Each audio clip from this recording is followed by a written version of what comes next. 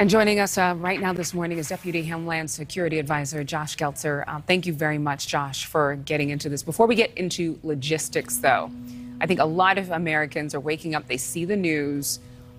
Many of them had never heard of al-Zawahiri before. But the question that they want to know is, are we any safer?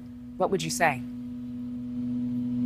I would say the answer to that is yes, thanks to the work of our intelligence and counterterrorism professionals. Someone who was the glue in Al-Qaeda's global network, someone who continued to call for attacks against America and Americans, someone whose words advocating that the United States should remain Al-Qaeda's primary target, that person has been removed from the battlefield. And that, I think, leaves not just America, but the world a bit safer. And I know that we have a leaf blower or some type of grounds crew out there with you, so there's a bit of noise, but we're so thankful that you're here on time to tell us about this, that we're going to push through together here. President Biden's message from the White House to any terrorist is, we will find you, we will take you out. Is the biggest fear of retaliation from the next leader of Al-Qaeda, or would it be from someone who wants to perhaps get some glory?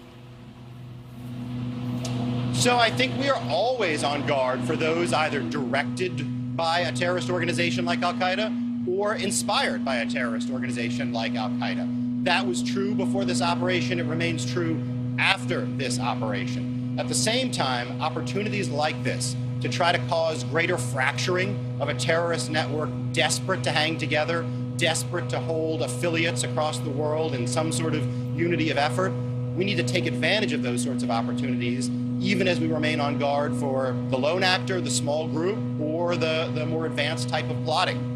And I think it would be good to express to the American people, I mean, this is something that is highly known among lawmakers and insiders like yourselves, that this terror organization really has become fractured. It's not the same terror organization as it was 20 years ago. What would you tell people who are watching at home about the status of Al-Qaeda and terror groups like it? Well, that's exactly right. Al-Qaeda is a much more diffuse organization today than it was 20 years ago. It has affiliates on different continents. It tries to hold them together, achieve common objectives, move money and fighters among them. And in a sense, that is why the removal of Zawahiri is such a big deal, because he was that link to bin Laden, to 9/11, and among those disparate, far-flung affiliates. To remove him from that picture is to set back that organization in its efforts to hang together.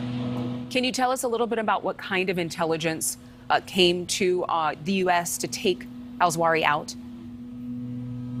And I'll, of course, have to stay a bit away from particular sources and methods here, but I can say that there was careful work by the intelligence community that identified Zawahiri moving to reunite with family members in the building where he was ultimately targeted in Kabul.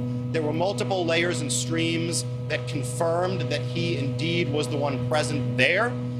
He and his family engaged in what has become well-recognized terrorist tradecraft to try to keep from being identified at that location. And then after the operation, an independent group within our government reviewed the operation and reached high confidence that indeed he had been the one targeted. So both before and after, multiple layers, multiple types of intelligence were combined by our professionals, our experts, our analysts, to reach high confidence that this was the individual who had so long been sought by the U.S. and, frankly, many nations around the world.